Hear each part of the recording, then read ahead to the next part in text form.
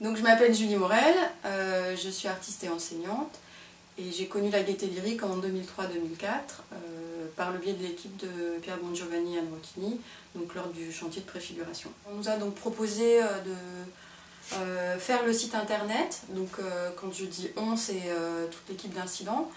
Alors c'est assez rigolo parce que j'ai tout fait à la souris.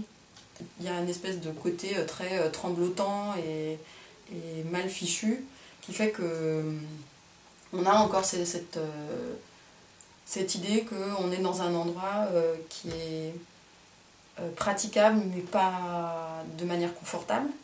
Je me suis dit mais ce lieu c'est un paradoxe total entre le fait que ce soit un lieu très fantomatique mais totalement habité. Parce que pour moi c'était exactement ça, il y avait des endroits, alors en plus quand moi j'allais faire mes dessins pour le site, je me baladais dans des endroits qui n'étaient pas ouverts au public, donc qui étaient totalement vides, fantomatiques, plutôt flippants pour certains d'entre eux. Et en même temps c'était un lieu qui était constamment habité, il y avait constamment des propositions artistiques, des concerts, il y avait des installations d'art numérique, il y avait des conférences. Ça allait vraiment dans toutes les directions. Et ça c'était très très très agréable parce que tu savais pas vraiment ce qu'il allait y avoir la semaine d'après, mais il y avait toujours quelque chose.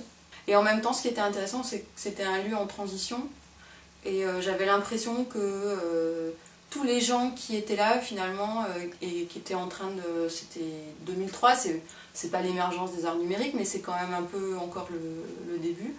Que tous les gens aussi ils étaient en transition un peu. Donc voilà, il y avait cette idée qu'on habitait un lieu qui allait de toute façon pas rester comme ça, et que tous les gens qui étaient aussi de passage à un moment.